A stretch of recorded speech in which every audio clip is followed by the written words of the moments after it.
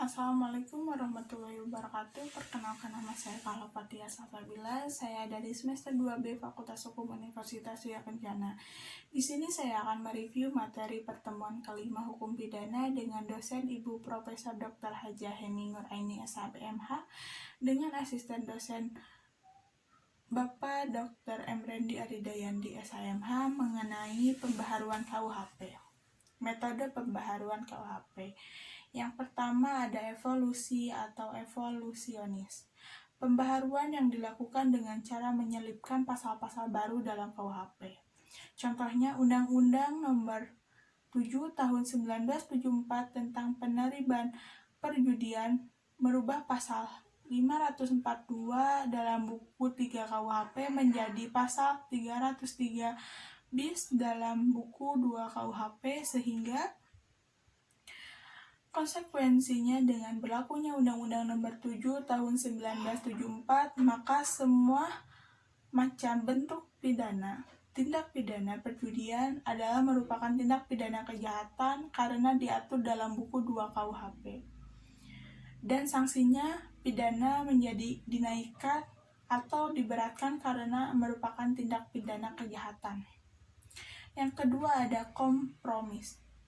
Pembaharuan yang dilakukan dengan cara menambah atau menyelipkan bab baru dalam KUHP. Jadi apabila ada aturan baru cukup dengan cara menambah atau menyelipkan saja. Misalnya Undang-Undang Nomor 4 Tahun 1974 tahun 1976 tentang sarana dan prasarana penerbangan. Melalui undang-undang ini menambah bab baru dalam KUHP yaitu bab XXX1X A dalam buku 2 pasal 479A sampai dengan pasal 479R.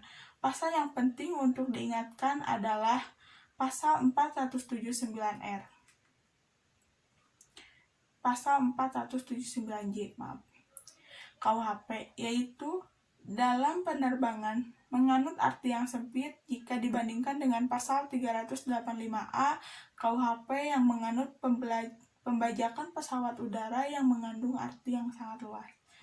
Selanjutnya ada global. Pembaharuan hukum pidana yang dilakukan secara keseluruhan, baik hukum pidana material maupun hukum pidana formal. Contohnya Undang-Undang Nomor 7 Darurat Tahun 1955 tentang tindak pidana ekonomi yang mengatur baik pidana formal maupun pidana material. Periodisasi pembaharuan KUHP.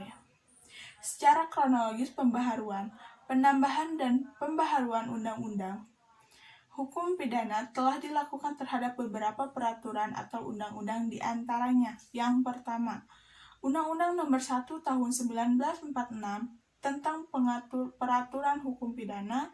Yang kedua, Undang-Undang Nomor 20 Tahun 1946 tentang hukuman tutupan. Yang ketiga, Undang-Undang Nomor 7 Darurat Tahun 1955 tentang pengusutan atau penuntutan dan peradilan tindak pidana ekonomi.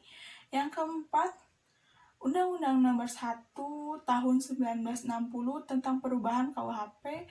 Yang kelima, Undang-Undang Nomor 7 Tahun 1974 tentang Undang-Undang Penerbitan Perjudian.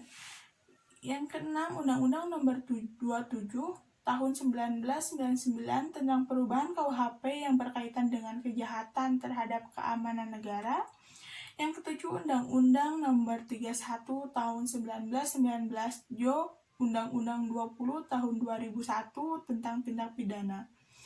Sekian dari saya, mohon maaf banyak kesalahan kata. Terima kasih. Wassalamualaikum warahmatullahi wabarakatuh.